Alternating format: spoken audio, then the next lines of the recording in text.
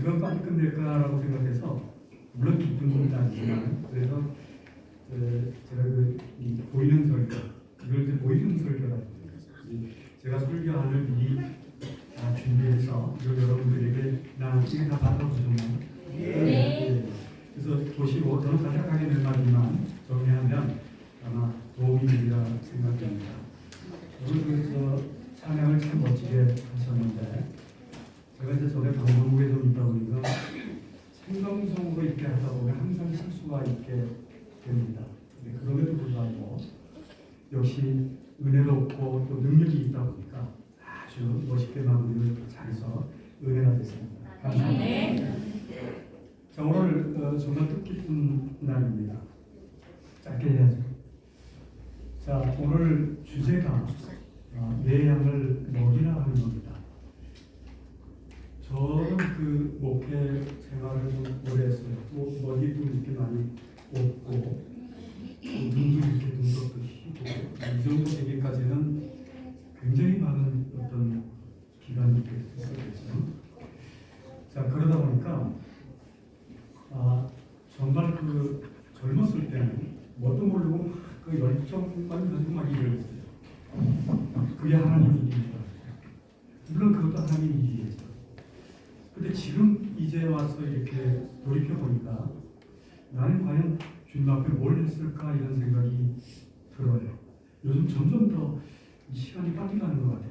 그러다 보니까 할 일은 많고 이거 내가 정말 주님께 가서 얼굴을 제대로 볼 수 있을까 이런 생각도 좀 듭니다.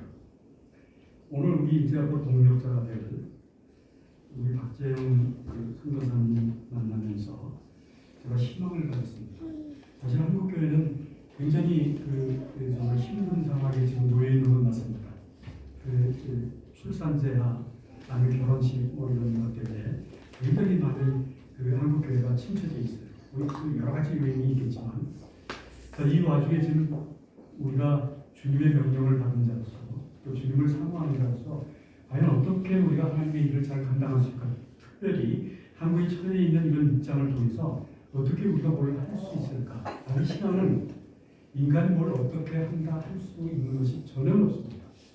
제가 이 나이 되도록 경험을 겪어보니까 수많은 경험을 겪어보니까 딱 결론은 하나. 오늘 여기에 적혀있는 이 말씀처럼 주님이 우리를 부르셔서 당시 성도든 교수든 목사든 선교사든 누구든 간에 우리 각 개개인을 부르셔서 말씀을 하십니다. 아주 사랑스럽게, 다정스럽게. 자, 내가 너를 굉장히 사랑한다. 근데 너는 나를 사랑하느냐? 물어봅니다. 오늘 말씀처럼. 그럼 저희가 뭐라고 대답해야 될까요? 무덤도 그냥 사랑합니다. 못 먹어도 그냥 사랑합니다. 그런다고 해결될 문제가 사실 오랫동안 신앙생활을 해보니까 그게 다는 아니다 하는 것을 느끼게 됩니다. 이제 많이 경험을 겪을수록 부족하다는 걸 느끼게 되고 많이 경험을 겪을수록 이제는 내가 할 수 없다는 것을 느끼게 됩니다. 자, 오늘 이 말씀의 짧은 그 대화의 주님과의 대화의 말씀 중에 오늘 우리 박재영 우리 선교사님뿐만 아니라 우리 모두가 다 담아야 될 말씀입니다. 그 중에 하나가 아주 간단한 질문이었지만 네가 나를 사랑하느냐? 네, 사랑합니다. 그럼 신앙이 뭔가라고 일단 우리가 한번 살펴보면 그래서 신앙생활을 해야 되는데 우리가 주님을 믿는 것이 무엇 때문인가? 우리가 주님을 믿는 것이 무엇 때문인가? 또 어떻게 신앙생활을 할 것인가? 이게 굉장히 사실은 각자마다 틀리고 주어진 달란트나 어떤 환경마다 다 틀릴 수도 있습니다. 그러나 제가 겪어본 바로는 성경을 상당히 연구하면서 겪어본 바로 딱 한 가지로 겪어본 바로 신앙생활은 핵심입니다. 신앙생활은 내 뜻대로가 아니라 하나님의 뜻대로입니다. 오늘 주님이 정말 기도하면서 우리에게 알려줬던 그 말씀입니다. 오늘 보면서 그게 뭐냐면 내 뜻대로 할 수 있는 게 아무것도 없다라고 합니다. 많은 자기가 무슨 난 교회도 이렇게 했어요, 선교도 이렇게 하고 봉사도 이렇게 하고 부채도 이렇게 했어요 라고 얘기는 할 수 있지만 그래 뭘 갖고 했느냐 하고 물어보실 겁니다. 그러면 우리 인간이 돈을 벌어서 그걸 하고 부채를 하고 그걸 하고 교회를 짓고 성령을 했는가? 아닙니다. 그 속에 예수가 빠지면 아무것도 할 수 없는 것입니다. 우리 신앙은 절대적으로 예수가 없이는 아무것도 할 수가 없습니다. 잘하는 것도 없고 우리가 할 수 있는 것조차도 없습니다. 무조건 예수 그리스도 그것만이 나타나셔야 되고 그것만이 주의 사역을 감당할 수 있음에 나는 주님과 동행하지 않으면 절대적으로 신앙생활을 할 수가 없다는 겁니다. 오늘 여기 이 짤막한 이 답변 속에서도 바로 그 내용이 있습니다. 여기 보시기 때문에 이제 우선 빠르게 하기 때문에 제가 뒷장으로 넘겨보면 제가 그 원어 강의나 설교를 대학교나 이런 세미나실에 한 30년을 넘게 했어요. 그러다 보니까 원적으로 공부를 영어를 많이 하게 됩니다. 보통 이제 헬라어나 히브리어나 이런 저는 아람어까지 헬라어, 히브리어, 아람어, 이제 영어, 독일어 이런 쪽까지 다 이제 하게 되죠. 성경이 어떻게 번역이 잘됐습니까? 제대로 된 성경인가? 한글 성경은 사실 성서공예서도 관련돼 있지만 굉장히 좀 번역이 난해한 부분이나 이런 것들이 너무 오역된 부분들이 많습니다. 지금도 많아요. 근데 어떤 신학자가 성경 번역이 어느 정도 틀렸냐라고 했을 때 20만 문제 정도 틀렸다가 정확히 맞습니다. 제가 성경을 굉장히 연구했어요. 그럼 틀린 성경 갖고 어떻게 성경 신앙생활을 할 수 있냐 이런 문제들 많아요. 그거 지금 왈가불가하면 한국 기독교뿐만 아니라 전 세계에 문제가 생깁니다. 그래서 저는 거기에 대해서 이걸 가지고 일단 하나님의 일을 해야 되기 때문에 온전한 것만 전하기 위해서 일단은 자, 문제는 한글 성경으로만 보면 이 기조를 한글 성경으로만 보면 그냥 사랑이라는 단어만 번역이 돼 있어요. 그러다 보니까 원래 하나님의 뜻을 전혀 알 수가 없는 상황입니다. 우리는 성경을 보는 이유는 성경이 지침서거든요. 이렇게 해라. 이렇게 해야 하나님의 받으신다. 그 다음에 이렇게 해야 그것이 본래의 의미다. 그 지침서인데 그 지침서의 번역을 잘못 우리가 이해하게 될 경우에는 하나님은 오른쪽으로 가라 그랬는데 우리가 왼쪽에 가서 서 있을 수도 있습니다. 하나님 뜻과는 전혀 관계없는 것이 구약시대뿐만 아니라 신약의 주님께서도 오셔서 바리새인들뿐만 아니라 수많은 사람들이 주님의 뜻하고는 전혀 상관없는 그런 신앙생활을 하면서 책망을 받을 수밖에 없었던 근본적인 이유가 여기 있다는 겁니다. 그래서 우리 신앙생활을 잘 해야 되려면 1차적으로 성경을 잘 알지 않으면 안 됩니다. 성경 해석이 정확해야 된다는 얘기죠. 그것도 장성한 분량까지. 성경은 내내 창세기부터 계시록까지 너희는 장성한 분량까지 올라가는 겁니다. 왜? 장성한 분량이 돼야 사역을 감당할 수 있기 때문에 그렇습니다. 어린아이가 돼서는 씨가 없기 때문에 열매를 맺을 수가 없어요. 결혼을 할 수가 없고 하나님이 요구한 열매를 얻습니다. 그래서 어린아이 신앙이 아니라 장성한 신앙이 되었을 때 비로소 하나님의 뜻이 무엇인지 그리고 그 사역을 이해하고 감당할 겁니다. 여기에 보니까 베드로 같은 경우도 주님의 그 수종을 들면서 굉장히 나름대로 헌신하면서 어떻게 하면 주님을 위하고 그 사역을 하나님을 기쁘게 하는 사역을 할까 이렇게 애를 썼습니다.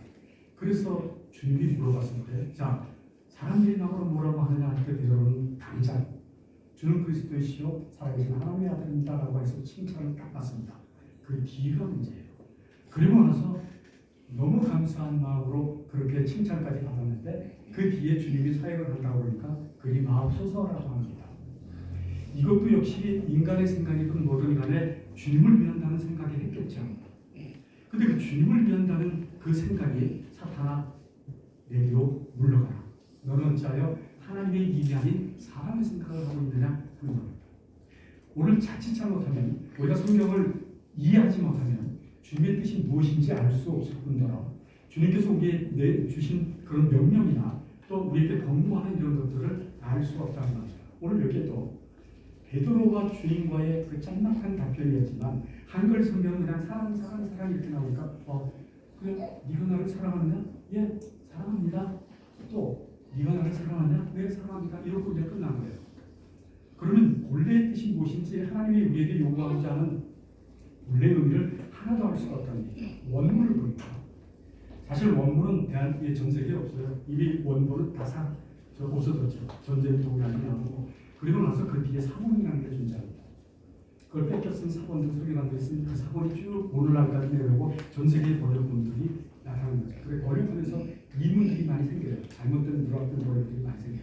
거기에 이제 맹종하다 보면 번역이 잘못돼서 신앙이 격길로 갈 수도 있다는 얘기죠. 자 문제는 헬라어 히브리어나 아람어 많이 한다고 해서 구원받는 거 아니에요. 그건 학식적 지식하고 다릅니다. 절대 헬라어, 히브리어, 아람어를 안다고 해서 구원받는 거 아니야. 그걸 지식적으로 보는 게 아니라 한글 성경으로 번역이 잘못됐던 이 문들을 본래 성경의 헬라어, 히브리어, 아람어를 통해서 그 본래 뜻이 무엇인지 그걸 찾고 내가 하나님의 뜻을 어떻게 살아가야 될 것인가 하는 그것을 알기 위해서 헬라어, 히브리어, 아람어가 필요하다. 그래서 주님이 성경을 주신 거고요. 헬라어, 히브리어, 아람어고요. 그걸 무시해서는 안 되고 그걸 육적 지식이라고 생각해서는 안 돼요. 다만 그렇게 배운 사람이 그런 구원받느냐 그런 사람 천국 가는 그건 또 아니에요. 헬라어, 히브리어 안다고 해서 구원받고 천국 가는 건 아니에요. 뜻을 알아야 돼요. 자, 문제는 여기 원문을 보니까 어떻게 되어 있냐면 네가 나를 사랑하느냐 하고 주님이 첫 번째 질문을 낼 때 네가 나를 아가페로 하느냐 하고 묻습니다. 근데 한글 번역은 그냥 사랑으로 말해요. 그냥 사랑. 아가페오가 무슨 단어냐면 신적인 사랑입니다. 이 히브리어 헬라어 쪽에서는 이게 이 단어가 그렇게 많지는 않아요. 이 단어가 주요적으로 쓰여진 게 신적인 사랑이에요. 그러니까 베드로가 뭐라고 얘기하냐면 답변이 그럼요 저는 주님을 필레오 사랑합니다라고 말해요. 필레오 사랑은 무슨 얘기냐면 저는 인간 사랑밖에 할 수 없습니다. 친구 사랑이에요. 그 정도밖에 제가 할 수 있는 게 최선입니다라고 얘기해요. 이상하죠? 주님이 너는 신적인 사랑을 나한테 할 수 있느냐라고 물어보니까 베드로는 아니요 저 신적인 사랑 못해요. 저는 인간이 할 수 있는 사랑을 최대한 할 수 있습니다. 그거밖에 못해 하고 필레오라고 얘기를 해요. 두 번째 질문 그러니까 내 양을 먹이라라고 얘기해요.